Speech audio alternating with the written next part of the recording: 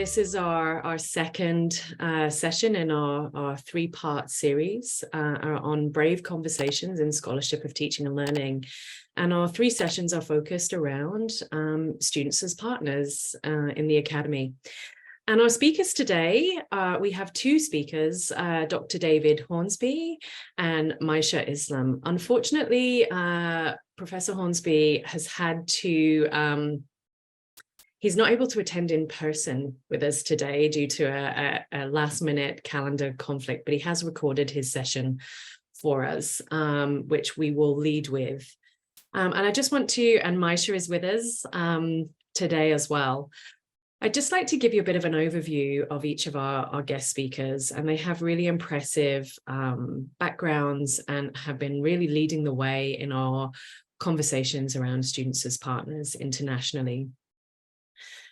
Professor David Hornsby, who uses he, him pronouns, is a professor in the Norman Paterson School of International Affairs, and he's also the Associate Vice President, Teaching and Learning at Carleton University in Ontario, Canada. He describes himself as a passionate educator who's lived and worked abroad for much of his career and has held faculty positions at University College London in UK and the University of Witwatersrand, I hope I've pronounced that correctly, Wits in Johannesburg, South Africa. David holds a PhD from the University of Cambridge and has taught and published extensively in the areas of international relations and pedagogy in higher education. And many of you might be familiar with his publications and his work as a special guest editor on a co-edited special section of the International Journal of Students as Partners. And that special issue was titled Partnership in Fostering Socially-Just Pedagogies. And that will be the focus of his talk today. Maisha Islam will follow David's presentation. Maisha was just sharing with us at the start of the session that she is 3 weeks and 1 day into her new job at the University of Southampton. So we're particularly delighted that she's made time to join us today and has put her energy into preparing her talk for us and to bring her wisdom to our thinking on this topic. Maisha is the Research Culture Lead, Equality, Diversity and Inclusion at the University of Southampton's Doctoral College. She's also studying for a professional doctorate in education. Maisha describes her main research interests in the area of Black, Asian and minority ethnic student experience and Muslim student sense of belonging and student voice in higher education. And those of you that are familiar with Maisha's work, she's presented, she has also published on these topics as well. Maisha describes herself as being heavily invested in the area of race and religious equality. And she's going to share some of these, some of her thoughts on this topic for us today.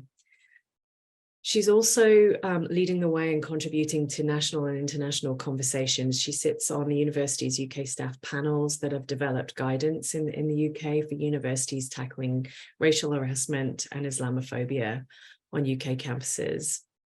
She's also the co-chair of the Research England Office for Students, BAME, Black and Minority Ethnic Postgraduate Research Steering Group, and has recently finished a 2-year term on the Office for Students student panel.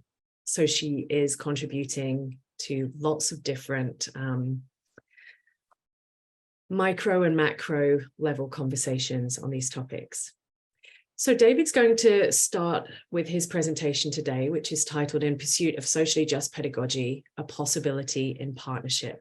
And Maisha's talk will follow straight after, and her title is Bravery in the Face of Adversity, Critical Reflections of Liberatory-Based Partnership. We're going to have both presentations, then an opportunity at the end for a question and answer discussion.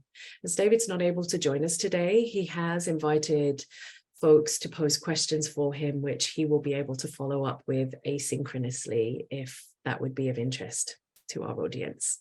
Well, hello, everybody, and greetings from Ottawa. My name is David Hornsby, and I'm sorry that I'm not able to join you live today for this really great talk. I'm so honored to be asked to join the Brave Conversation series co-hosted by Mount Royal and the Taylor Institute at the University of Calgary. A specific thank you to Sherry Wolmer for this kind invitation. Today I'm going to speak to you about a topic I believe that is connected to the notion of partnerships, and more explicitly, particularly how to see a connection between the idea of socially just pedagogy and its possibilities to be realized in the notion of partnership. This stems from work that I've done elsewhere. And, there was a special issue that I co-edited with a group of scholars and students from Canada, but also South Africa, and a edited volume that I did when I was in South Africa with a colleague of mine, Roxana Osman, that is available on via Palgrave Macmillan, entitled Transforming Teaching and Learning in a Global Context in Pursuit of Socially Just Pedagogies. Before I jump into the topic matter, though, the detail of this presentation, I wish just to simply acknowledge that Carleton University resides on the unceded territory of the Algonquin and Anishinaabe people.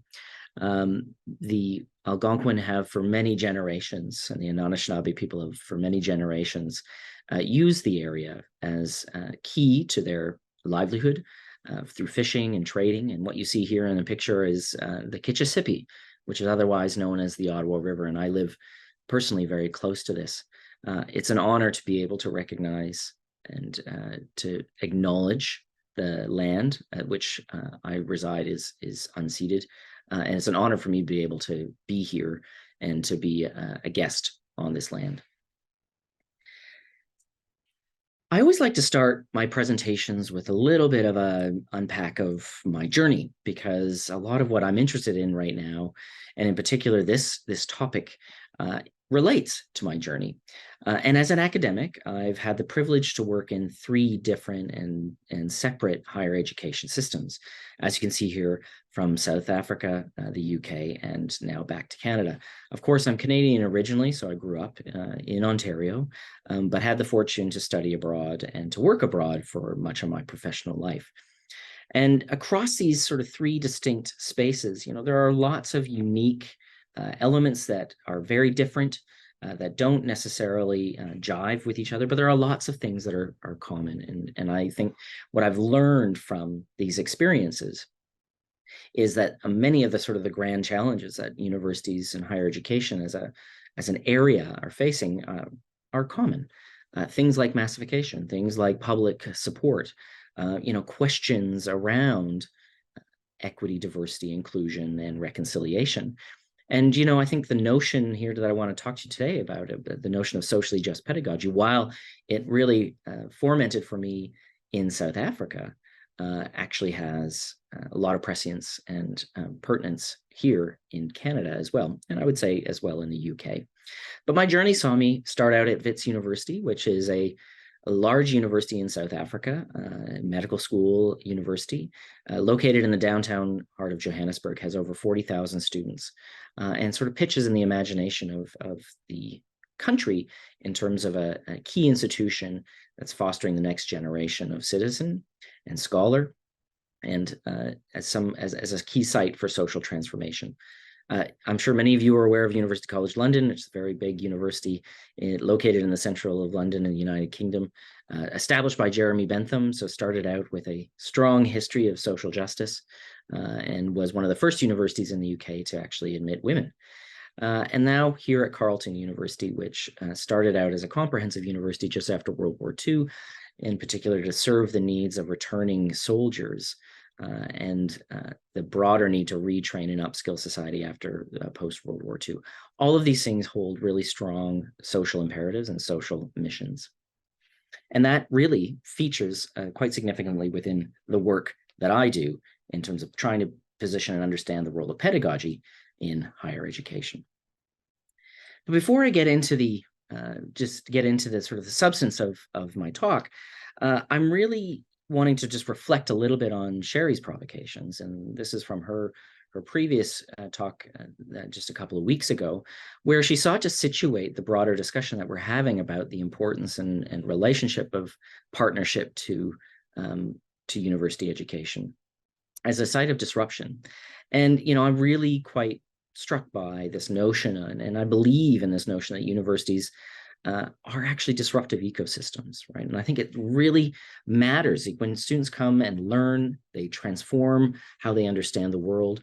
We, as people who are situated in universities, as instructors, as faculty members, as professional staff, are constantly being exposed and required to challenge our ideas and our experiences because of the new types of knowledges that we're presented with, but also the experiences and understandings as well from our students. There's a constant sight of questioning, of reimagining and rethinking, relearning on many levels. And I think, Sherry's provocations here as universities' disruptive ecosystems is a really important one.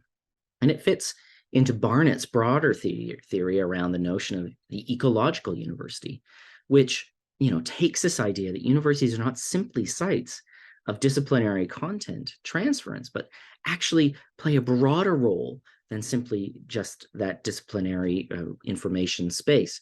They contribute to the economy, they contribute to society in significant ways, they create jobs, we create new knowledge. Students come to universities for all sorts of different reasons, not just to gain disciplinary understanding, but to develop into the whole person. And so this notion of the ecological university having this sort of multitude of responsibilities, I think very much fits in with this idea of the disruptive ecosystem. As well, I think it really sort of fits appropriately that, partnership, in Sherry's comments, partnership is a political act.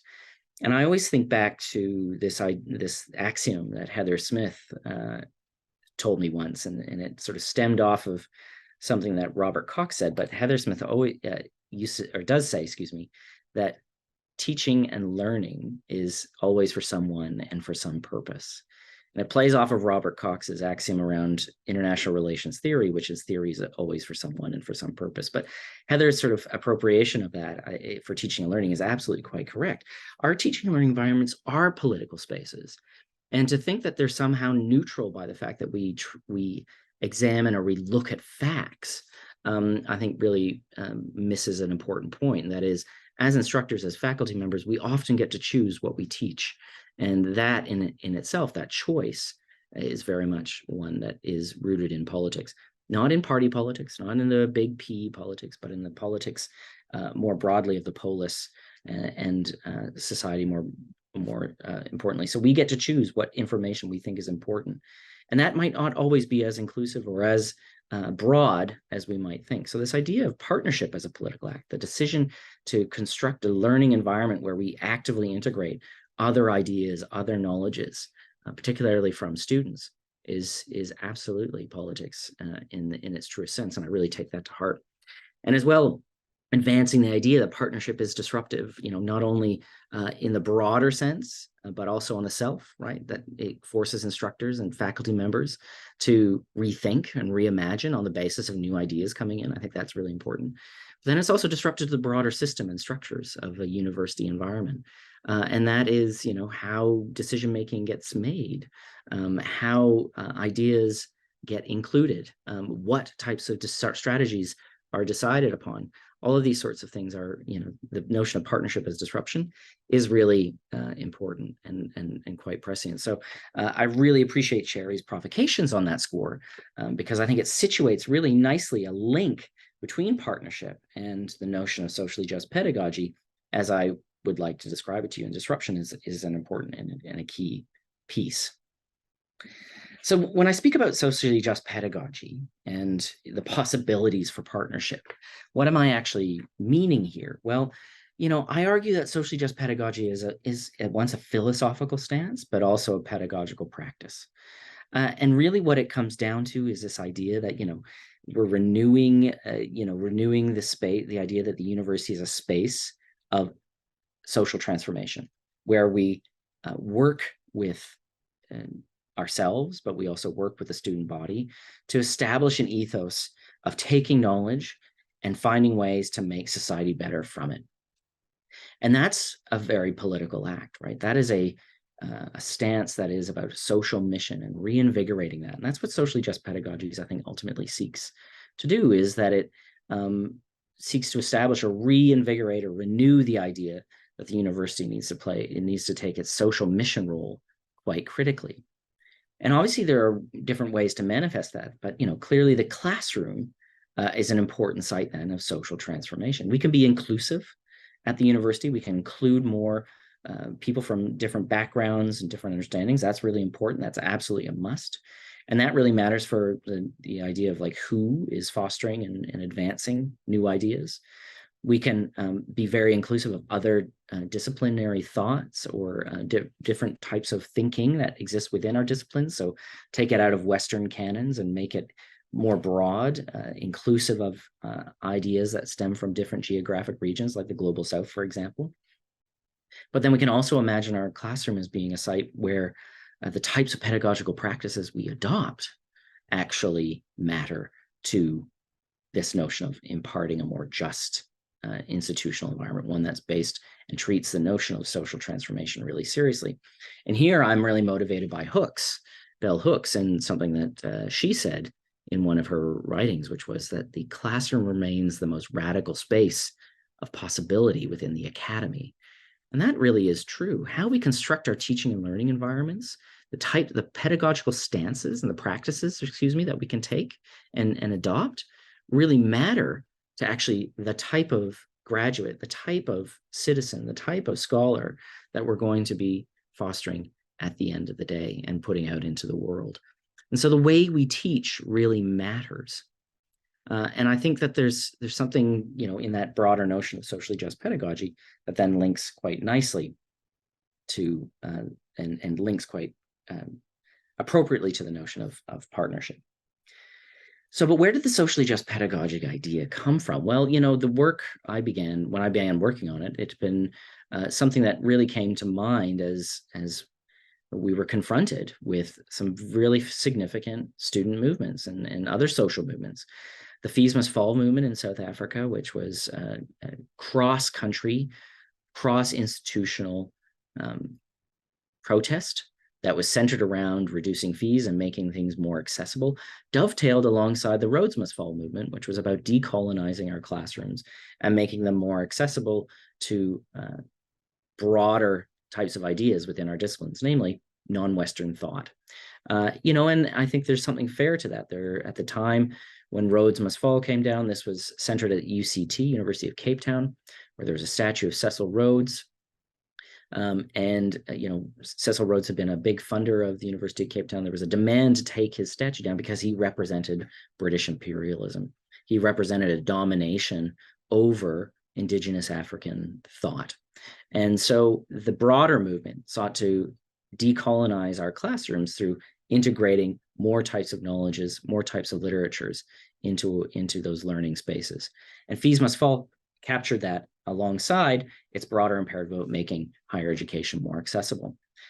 And this underlied a broader transformation initiative that we've seen also taking place here in Canada through the Idle No More initiative, social movement, which speaks to Indigenous ways and understandings, and then was embodied in outcomes of the Truth and Reconciliation Commission. And then, of course, with protests around the Black Lives Matter movement and some of the more awful and horrific types of outcomes that led to this movement being as significant as it was, in particular George Floyd and his murder, plus numerous other people. All of these imperatives, all of these movements have fostered and sought to inculcate a notion of transformation. And that's something that we need to take seriously in universities. They've all maintained an idea that our institutions, our learning environments need to be more socially just, that is inclusive and accommodating of different types of thinking. The notion of socially just pedagogy also emerges from historical philosophical thinking. And I've been really inspired by Antonio Gramsci in his prison notebooks around and his thoughts around education. And, while Gramsci really focused on the idea that primary and secondary education needed to be, what was his side of focus, I think there's a lot of influence and a lot of opportunity here for higher education, university education in particular, to take note of some of his provocations. Particularly, Gramsci argued that education needs to be about social change and about changing traditional power relationships between class groups. Acknowledging that that these spaces are about privilege and elite, and access to these spaces can be about elitism, and so that our education environments need to take that into account and fundamentally be about encouraging others to tear down traditional power relationships between class groups. Gramsci argued that intellectuals true intellectuals need to foster and encourage social change through pragmatic, problem-oriented, and culturally relevant expressions of ideas. And I think there's a lot to that idea when we think about how do we construct our own teaching and learning environment. Another philosopher that really inspired the notion of socially just pedagogies is Paulo Freire, who's a Brazilian academic and practitioner. At one stage, he was Minister of Education in Brazil. And he really sought to emphasize that education can be a tool to address inequality between communities. And his site of interest obviously was Brazil, and seeing the massive inequalities that exist between elite Brazilians and poor Brazilians. And it's really stark between the favelas and the rich, well-to-do, privileged areas, just in terms of how stark that inequality is. Well, Freire believed that education as it can be a tool for the masses and a tool to address inequality. And he in particular noted that the way in which we teach really matters. The types of pedagogical strategies that we adopt can matter to addressing power differentials. And his big thesis was that we need to make our education contextually relevant, that we can connect it into broader themes and broader histories and broader ideas and concepts, but it needs to be made local and relevant to local masses for them to understand it. And this, I think, speaks to the broader idea of the link between partnership and socially just pedagogy. And I actually would argue that partnership is a form of socially just pedagogy, because in many respects, it takes the ideas, the sort of philosophical underpinning of Freire, of Gramsci, and seeks, and of course, of the provocations of Sherry to heart, right? It actually places the importance of partnership as a practice within our classrooms and its disruptive power. And here I note that there are really three important links in this idea of partnership and socially just pedagogy. The first one is, the notion of disruption lies at the heart of both concepts. And, partnership, as well as socially just pedagogy, in the way that I've sought to define it in the various publications and scholarship that I've worked on, acknowledges that both unsettle familiar divisions between the knower and the known, between the teacher and the student. And, this does require, in many respects, an instructor or a faculty member being open, right? It requires an openness associated with a practice in partnership that respects and acknowledges and creates space for the student partner to matter in that type of environment, for the ideas that they bring forward. Of course, both partnership and socially just pedagogy seek to confront institutional cultures that accept particular power dynamics, right? The whole notion of partnership is based on, it should be based on one premise of equality. And so, of course, we're never going to get rid of the notion that a faculty member maintains ultimate control and responsibility for their courses or a dynamic, but the fact that the student can work with the faculty member to challenge ideas, to challenge what is known, and who is the knower is really important.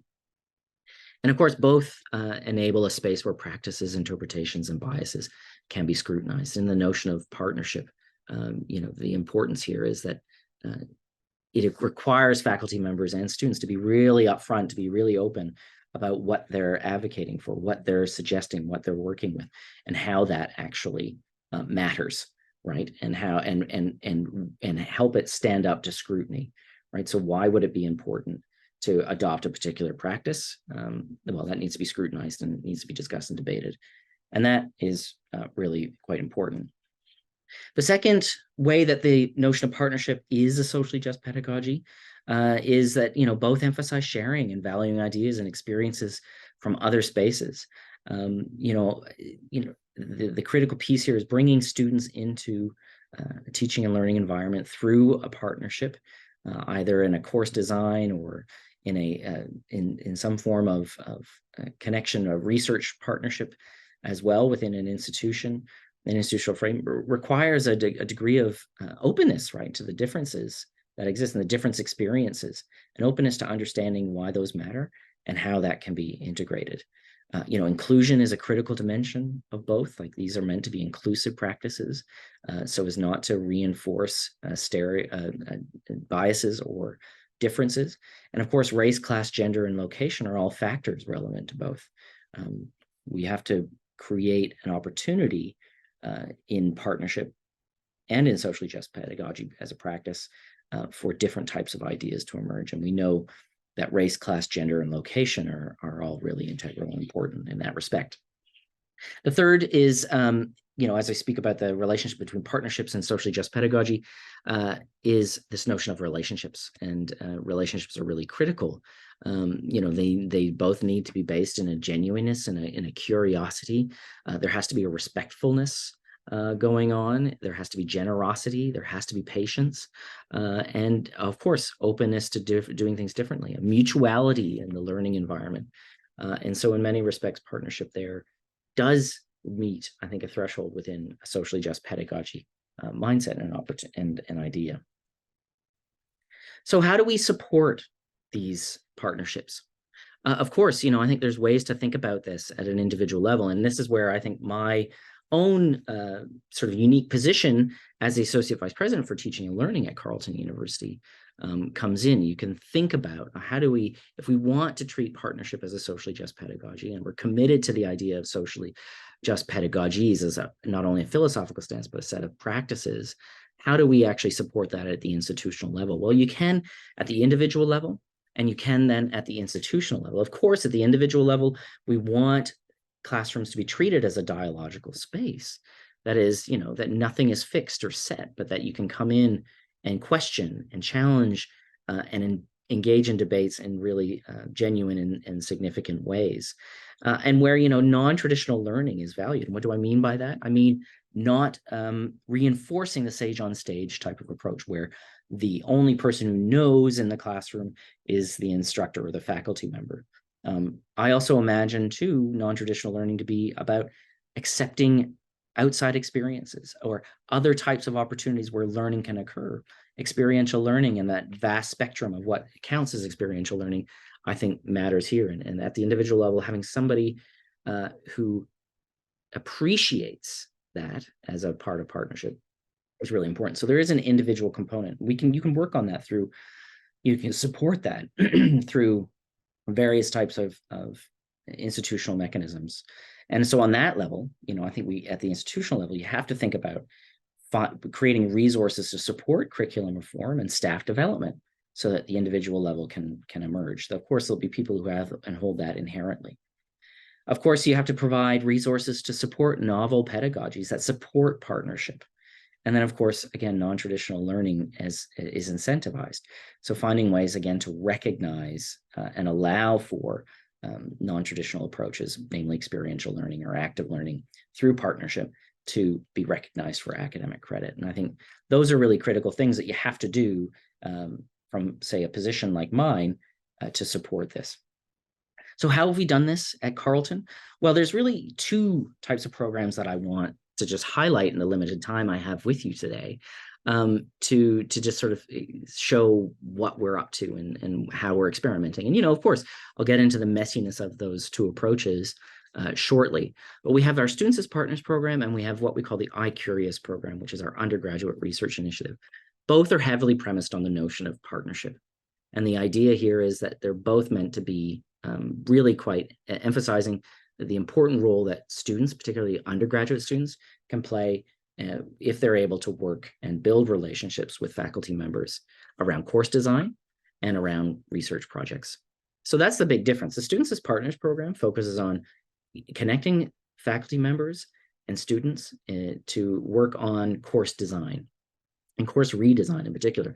And this can be anything from, students as co-developers of class assessment strategies to develop, contributing to the development of a whole course and imagining course topics.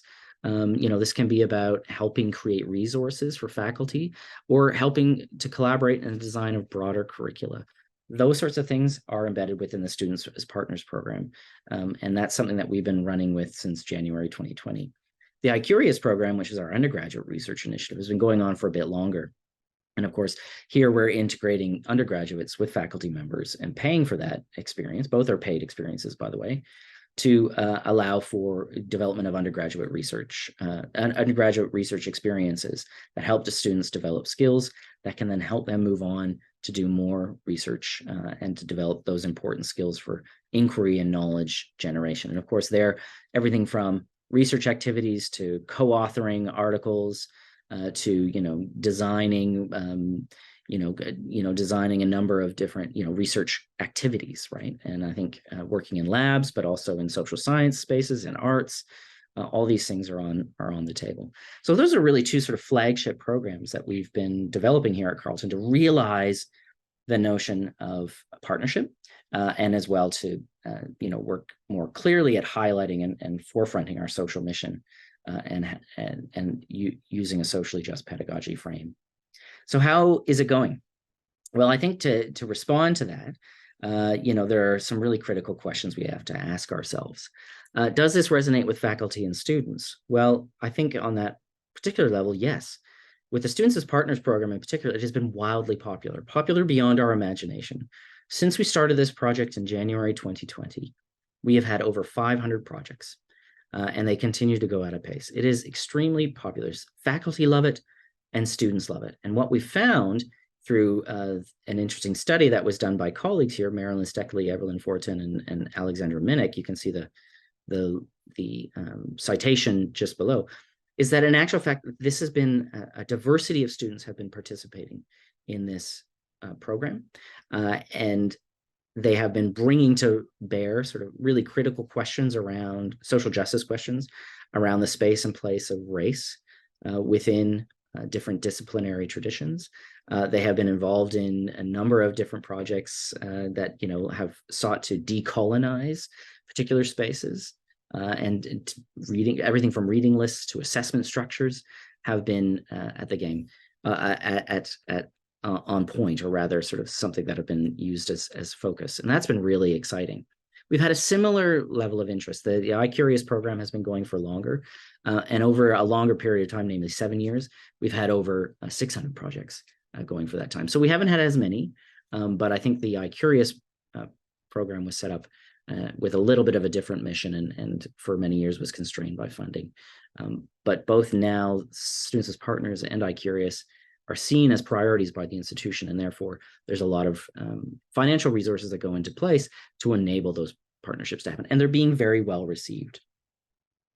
Are a broader set of disciplinary ideas being included? I think I just reflected on some of the projects that are taking place. There's one about decolonizing public policy and the teaching of public policy in our Faculty of Public Affairs, and that is one example there of how different disciplinary ideas are getting integrated. We've looked at, we have EDI in neuroscience has been one of the projects, which, students have been a really important part of finding ways to include a broader set of literatures, broader set of assessments and pedagogical opportunities for different knowledges to come in. So I think on that score, those are just the two examples, but I think those are reflective of the type of experience that and the type of way that disciplinary ideas, broader set of disciplinary ideas, have been included.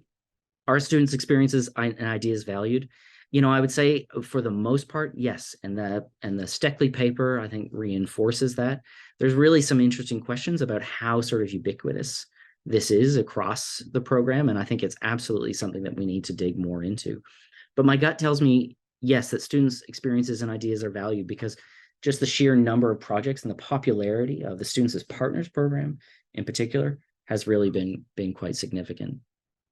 Are students doing better in SAP influenced courses? I think that's something yet for us to be determined, but that's an important question for us to realize, because a clear part of this endeavor, this notion of partnership, is of course changing institutional teaching culture, but it's also, we can't forget, the notion of student success. And that really does form a key component of the Students as Partners program and the iCurious program, creating alternative, non-traditional learning environments for students to be successful. And do iCurious students go on to further research? Well, the analysis that we've done is that over 75% of the students who do an iCurious project go on to do further scholarly work, either grad studies or some other post-degree activity that is involving scholarship. And that's a really important, I think, thing when we think about the space for knowledge creation and knowledge generation and who gets to participate in that. So I think that both of these are going really well. Now, they're not perfect. And I think, the Steckley paper highlights a number of key areas for us to think about from how accessible these projects are. The iCurious project maintains accessibility challenges because generally the project needs to be co-funded with an instructor, while the Students as Partners program is fully funded through my office. So accessibility to either is something that we have to think about, and the availability. Instructors or faculty members have to have sufficient funds in order to be able to make that work. And so on that score, we need to think about accessibility to particular disciplines and making those experiences work. So on a whole, that's where I would like to end this sort of talk. I'm really grateful for the opportunity to speak with you today. I'm really sorry again that I can't join you in person to answer questions and to reflect more broadly on the efficacy of this experience. But I'm really excited that these conversations are going on. And I just want to thank colleagues at Mount Royal and the Taylor Institute at University of Calgary for this kind invitation again. Thank you. All right. Thank you very much. And we'll pass it straight over to Maisha for her contribution. Thank you, Heather. Okay, bear with me whilst I reshare my screen. There we go. Can I just get a thumbs up from either Heather or Cherie that it's all good? Fab. Okay, so hello everyone. I hope you're all well. Thank you so much for coming along to this session as part of the Brave Conversations in SoTL seminar series. I'm really happy to be here, and again wanted to thank Cherie for the really lovely invite, as well as the teams at Calgary and Mount Royal for just making this possible. I also wanted to say Ramadan Mubarak. So it's fasting month of Ramadan, where Muslims globally are fasting from sunrise to sunset. I also say that as a preface because I'm about 2 hours away from breaking fast. So if I get a mind block, I'm going to blame it on my Ramadan brain. But just in a similar sense and fashion to David, I'm going to have a 30-minute presentation where I'll be critically reflecting on partnership practice, how it's tied to liberatory efforts, and how it is needed in the face of adversity. So again, another really quick introduction to myself. So I'm Maisha, I'm the doctoral college research culture lead for equality, diversity and inclusion. As Cherie mentioned, I'm in my third week, but I'm also a part-time doctoral student as well, and hold a number of national roles. So the co-chair of the Office for Students and Research England steering group, which has overseen around £8 million in funding given to 13 different projects, which are all seeking to improve access and participation into postgraduate research studies, specifically for Black, Asian, minority ethnic students, as well as just kind of finishing that 2-year term at the Office for Students as student panel. So the Office for Students is the regulator of English higher education. And again, if I use any terminology that folks aren't aware of just because of my Englishness, please don't hesitate to type in the chat or pick me up on that. So my presentation will largely have discussions, and I would love to have these discussions with you colleagues as well, around race, religion, potentially any other protected characteristics as well. But I'm very much well aware that these are sensitive issues to discuss. So I wanted to reiterate that, that throughout the conversation, just hinting again towards the title of this seminar series, I want this to be a brave and a safe space for colleagues, really wanting to be welcome into a kind of learning community that we've developed here. So during question and Q&A kind of sections, please don't be worried about getting it too wrong. If you have a thought, a perspective, or an opinion, as long as you're respectful in the way that you conduct or convey it, we should be good. Only disclose as much as you're comfortable in doing. You don't have to if you don't want to, but I think it's strongly recommended, as the more that you can get involved in these types of topics, the more that you can kind of take away from them.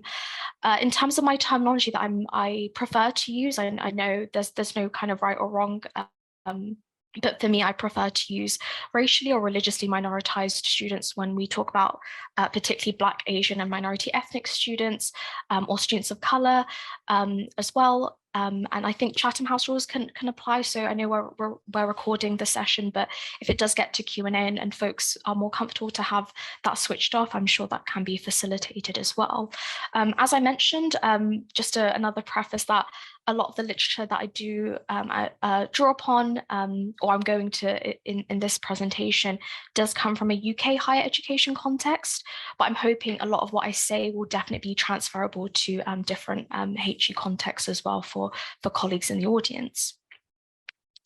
So again, kind of speaking more towards that kind of UK HE context, I think working in partnership with students in very institutionalized ways, the ways in which David kind of referred to it happening in Carleton, it's become really common practice across universities over the past decade or so. And I think we see so much evidence in that, in the variations of these schemes, particularly in a kind of UK HE context. So my old university, which was the University of Winchester, we had the Student Fellows Scheme, which again brought together students and staff to enhance students' academic or social experience at the university.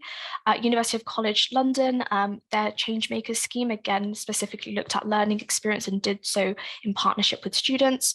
I visited the University of Lincoln last year, and I was really pleased to see their student as producer ethos, which was really embodied at the university there, which genuinely saw students as collaborators of knowledge production. Again, for me, looking across the pond and the hemisphere, McMaster's and Queensland student staff partnership programs, again, also focus their attention on learning and teaching, as well as student voice and representation work. And I do realize that these are very Western examples. So upon kind of looking at other universities, I could see that the likes of the University of Hong Kong, again, are starting to embed partnership practice into their working as well. So whilst partnership, as David has really kind of nicely introduced, has been positioned as something that can fix some of the ills of higher education that we see, there is a growing concern that partnership working can pose problems in relation to diversity agendas, and how current student staff partnership schemes can be limited in truly being inclusive of the diversity of students and staff that make up our HE bodies. So Mercer Mapstone and colleagues, their work has really identified how institutional schemes tend to engage those that are already in quite privileged social locations. So those students and staff that have the social and cultural capital to kind of take part, but also know that they should be taking part in these schemes. And it's also stated within that kind of research that women as staff members tend to take on more of the educational development work as well. So adversity and inequality also play out very differently depending on each university, right? And, because of that, universities might not be particularly attuned to the different experiences of specific student groups that therefore make their engagement more difficult or sometimes invisible. And I'm going to talk a bit more about that in the context of my own research at my old university as well. But in our paper that I've kind of referenced there, we looked specifically at UK student staff partnership schemes and how they were being inclusive of diversity. And actually what we found was they were not core considerations for the majority of those schemes, nor was data being collected along student and staff diversity. In fact, a few administrative staff on those schemes kind of displayed quite naive and very privileged perspectives and attitudes about this, saying that there's no reason why our projects wouldn't be inclusive of a diversity of students and staff, and therefore, they're not giving any reason to back that up, or simply by virtue of being open to every student and staff member automatically equated to inclusivity in their perspective. And that really reinforces this message that even something as beneficial and inclusive in nature as partnership can still neglect how we can authentically include, or do authentically include, student and staff diversity. And I think authentic really then is the key word there, because too often inclusivity of diversity seems to be an afterthought, and rarely do we start by considering it. I refer here to kind of Varnam's framework for setting principles of student partnership in Australia, where they kind of produce this very stepped approach for building successful partnerships. And whilst the document in itself does refer to the importance of diversity throughout, we only see that the principle of every student's voice being acknowledged, valued, and represented appearing in step 5 of this 7-step process, where I've argued for me that that really needs to be step 1, because of the effects of systemic inequality that our students and staff of colour and other minoritized groups have to deal with on a daily basis. But there are examples out there, colleagues of work where they do have a starting premise of equity, diversity, and decolonization or inclusion in their partnership practice. Manchester Metropolitan University in the UK, their Big Change project sees students and staff across the institution and student union working together to tackle degree awarding gaps, which I'll talk a bit more about later. The University of Westminster in London, they have a Pedagogies for Social Justice podcast, which centers the experiences of students and staff by generating discussions around anti-racism and decolonization, which can then be used to inform pedagogical practice as well. The University of Brighton and Kingston University, again within the UK, have their own versions of inclusive curriculum or partnership schemes that really utilize students' experiences to directly inform curricular change and reform. And lastly, I think Bryn Mawr's Students as Learners and Teachers was implementing this kind of practice before it became, the mainstream and cool thing to do so. So their program actually launched in 2007, I believe, which saw faculty members work with what they call consultants of colour to develop more culturally sustaining practices in teaching and learning spaces. So I think what those examples really show is that when we do regard the everyday experiences of certain student groups as being loaded with harm and violences, and therefore offer up these spaces of partnership, we actively show our students that they are recognized, that their knowledge and experience is valued, and that they're worthy to be in these spaces, and more importantly, they're going to be respected in our university communities. And I think such a way of working, according to Elise DeBee and colleagues, represents a form of ontological justice and repair. And by that, they imply that in engaging in this type of work, a student's whole sense of self can be repaired in the process of engaging in partnership. And then, so again, how we position students and the problem shapes the solution towards them. So when we take that really clear approach that centers goals towards equity, that's when we reach this maximum potential to enhance inclusivity in academia. So this is what we really tried to do when we discovered a few equity gaps of our own at my last university, which was the University of Winchester. And that was particularly in relation to our Asian students in terms of degree award and progression into professional employment. So you can briefly see on the slide here that when we looked at data from 2016-17, this degree awarding gap reached a really shocking percentage of 32 percentage points. So this degree awarding gap refers to the difference between Asian students and white students being awarded a quote unquote good degree, which is a 2-1 or a first class honours degree in the UK. And this is a national issue for folks in the UK HE sector, and it's likely going to be an issue for folks elsewhere as well. So when I was kind of tasked to kind of help illuminate to why such a shocking, statistically significant gap was emerging. I looked towards existing literature as one might do to see what was already out there. And what I found was that there was a real lack of research and practice which actively examined Asian students' higher education experiences. So just for kind of clarity, that would kind of include South Asian as well as East Asian students as well. So students whose backgrounds come from maybe Bangladesh, Pakistan, India, and China. That's kind of how we look at it from a UK perspective.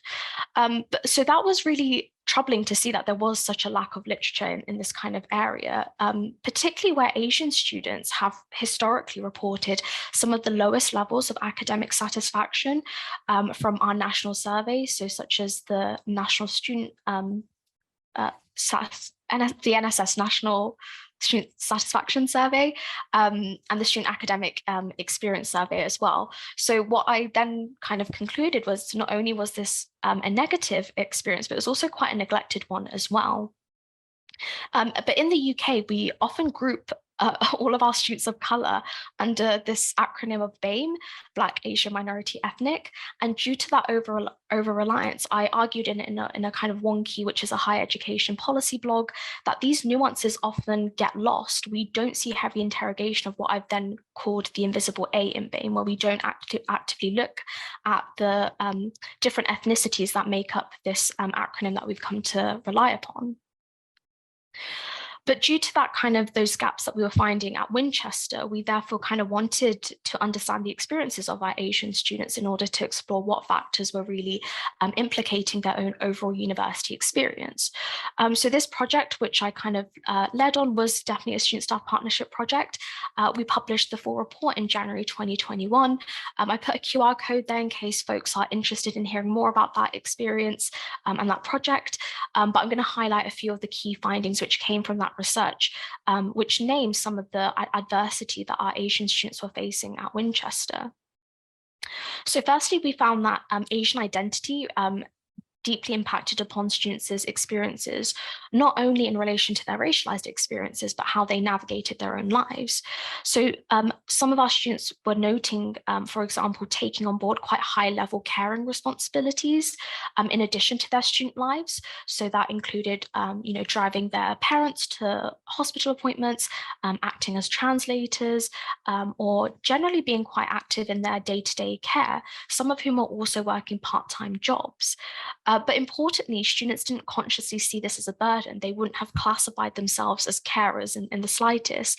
They quite happily took on board these responsibilities due to it largely being quite culturally normalized. But it's worth noting that there would be an academic burden to taking all of this on board. In relation to their on-campus experiences, some students, again, really struggled with the fact that they were in a predominantly white space, and so a lack of representation, as well as a lack of safe space where Asian identities could come together and be celebrated, didn't necessarily promote a sense of belonging for some of these students. At the time of doing this research, there was no Asian student network or student society. Winchester didn't celebrate things such as Eid or Diwali, or hold things like Bollywood events. So actually our students were kind of suffering from a cultural starvation and a relative fear of missing out because they knew that these types of activities and events were happening at other universities. In terms of learning and teaching, whilst many students were really positive about their relationships with their lecturers and their peers, there were some students who noted examples of differential treatment. So a couple of students noted how they were often called upon, within a very public setting, to talk about their unique experience about race or diversity when they were topics of discussion, rather than voluntarily offering up that information or experience. Additionally, there was some evidence to suggest that whilst there was a general awareness of academic support that they had available to them, some students did infer that they were unwilling to kind of take it up due to things like stereotype threats. So one student noted how she wouldn't really ask for considerations or support during Ramadan because she didn't want peers or even colleagues at work for her to hate on her religion even more, or give a kind of an excuse or a reason to think that we were getting anything special through fasting. But as I mentioned, this was a student-staff partnership project, and I'm really indebted to my two student partners at the time, Isabella and Zunni, who made this project and all the research and the report possible. But one partner, Isabella, and I were able to reflect on our experience. And I wanted to share Isabella's key takeaways from her perspective as a student partner on this project. So for Isabella, she was better able to understand the priorities of similar others at the university, particularly understanding why there was such a huge demand for having a network for Asian students to gather.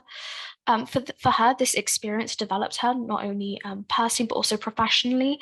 It gave her active research experience, but she also hadn't had the opportunity to connect with other students who are facing similar barriers that she was at the university, or be involved in equity work. So I know she was really grateful and appreciative of the fact of having this experience. But in that blue box there, her last point kind of relates to contradictory feelings that can occur when students, and particularly minoritized students, are involved in partnership work, but also those of us that take part in insider research as well. So for Isabella, some of the experiences and the feelings that our students were relaying back to us in focus groups, it made her feel a sense of dissonance, in the sense that she didn't really understand why some students felt like they did feel a sense of belonging to the university, or why they felt accepted at the university, because it was such a contrast to her own experience. And I think that point really kind of signals towards the internal conflict that partnership work can bring about, both on the side of students when they take part in this kind of activity with us. But Isabella and I also had the space to publish a reflexive dialogue to tease out some of those exact feelings, but also because we found this experience just to be so mutually enriching for the both of us. So there's a picture of me and Isabella on the slide there. I know it looks like I'm graduating, but it's actually Isabella's graduation. She just kind of had gotten out of her robes. But for Isabella, this partnership really, and for myself, it meant a lot.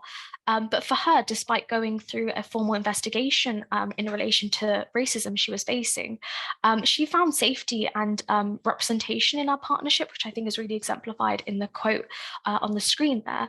But I do think it's really uncommon to find a student-staff partnership that looks like ours, given both our minoritized and intersectional identities. So our paper really advocates for more opportunities like this to occur, across the sector.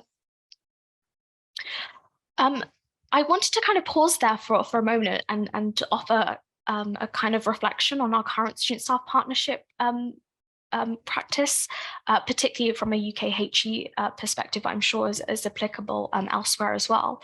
So I was really glad to see John Peters in the audience, the virtual audience, because a paper that John wrote with a colleague of ours, Liana Matthias, they wrote about ways in which student partnership could be enhanced, specifically by using principles in line with the work of Paulo Freire, which I know David had alluded to as well, particularly as partnership practice scales across the sector.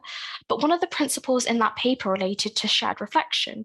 So I wanted to pose this question to colleagues as to whether or not there is the space for religion and religious students in how we think about partnership, especially if we believe that partnership can act as a remedy for higher education's most systemic inequalities. But I think when we speak about inequalities, we generally do this through the lens of class, gender, and race. Religion is often relegated to the realm of the etc. when we talk about diversity, and I think it's especially neglected within higher education, particularly within UKHE, where we often operate under these very secular banners, right?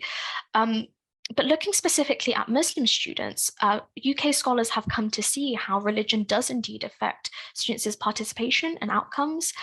So despite being one of the largest faith groups in the UK, Muslim students have poorer continuation rates. So that refers to continuing from year 1 to year 2, year 2 to year 3.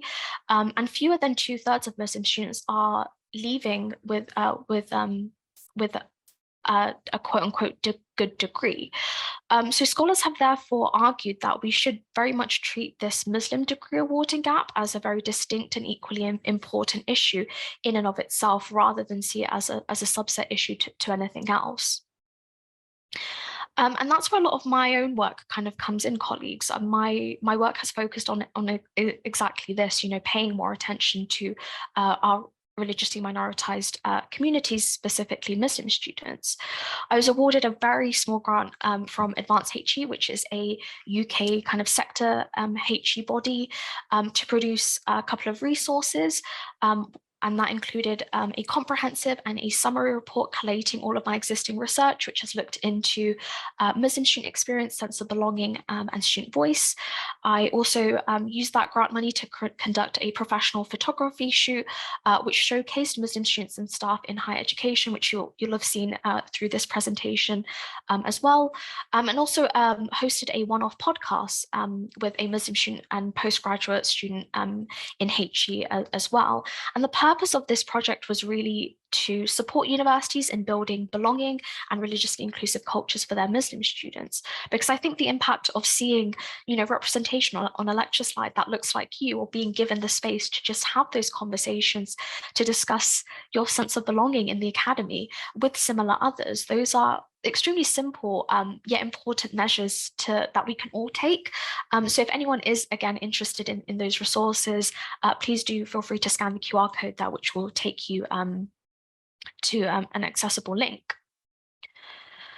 But owing to the purpose of this conversation series, it was, again, a real pleasure to ask some really important questions when I met with David, Julian, and Cherie, who are the kind of speakers involved in these in this series as well. And again, really good to see Julie's name in the audience as well.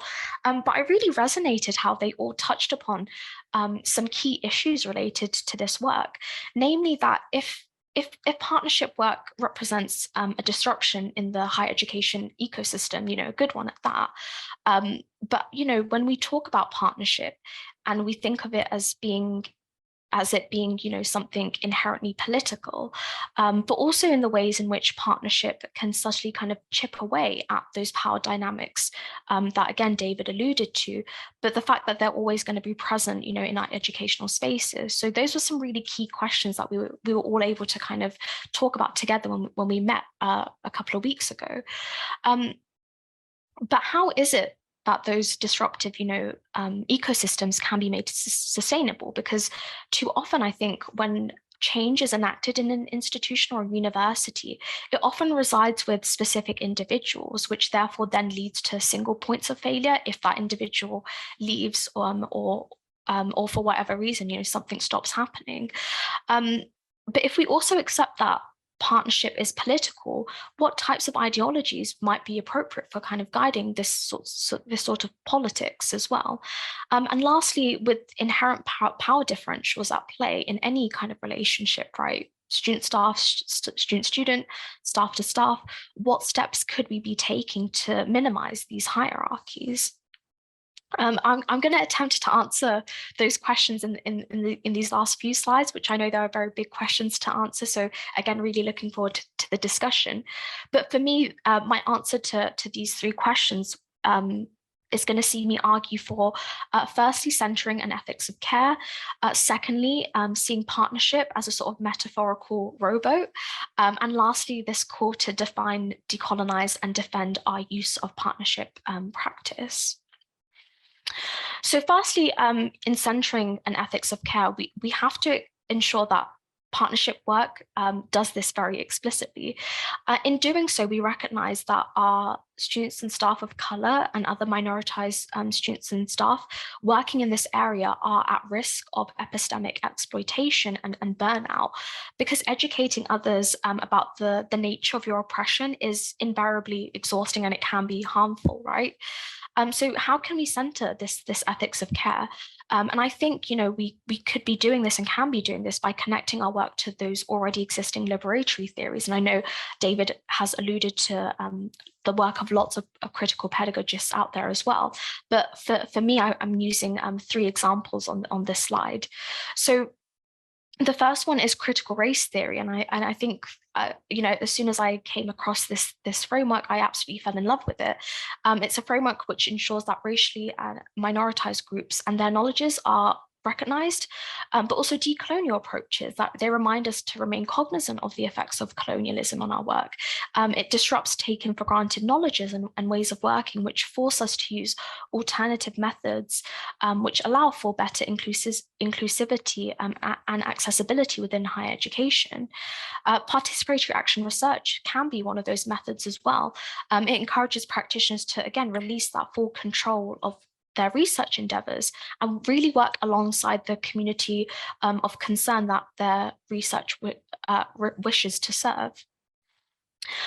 So while some scholars are doing this, I found it quite difficult to find literature that explicitly mentioned employing these methods within student engagement and partnership work. I know feminism has been spoken a lot by colleagues like Sophia Abbott, who I believe is still in the virtual audience, as well as like Lucy Mercer-Mapstone. But again, with these particular frameworks, it felt like there was so many intersections within the values of all of those methodologies and approaches, again, with student engagement and partnership work. So employing those methods which seemingly, go against the grain, can result in that feeling of maybe doing things wrong. I definitely felt like that as a research student employing some of these methods, because I wasn't seeing a lot of folk kind of doing that. But I kind of say here in this paper that we have to reassure ourselves and others that in utilizing all of these frameworks doesn't make us less than in any way, rather than it makes us brave practitioners, because we are willing to question the normative ways of thinking and doing and working. In relation to sustainability of disruptive ecosystems and how we maintain equitable partnerships, I've recently started using this analogy of a rowboat to kind of explain this. So when we think about who partnership serves within higher education, I always think this needs to center minoritized students and staff, and do so in a way that authentically recognizes their participation. As more universities claim to be invested into equity work, we have to regard that the partnership involved to reach that destination is operating in the same way a two-person rowboat would. So in this way, we have to invite students into that rowboat, but not only that, give them an oar to use that rowboat, to guide that rowboat. Otherwise, if we're operating in a very business as usual way, it kind of sees one oar kind of doing all the work, and therefore we risk neglecting students' knowledge and expertise. As mentioned, if one oar is just doing all the steering, it can only go around in circles and aimlessly moves away from its end and intended destination. So partnership through empowering students is really what enables us to reach that end destination of equity. So 3 key messages to kind of wrap up the presentation. Firstly, I kind of say to define the issue. Be very clear about the inequity you want to tackle, so everyone is working on the same page. We should probably steer away from buzzwords and homogenizing terminology like BAME, like I've mentioned, and really have our students guide us into what needs to be tackled, right?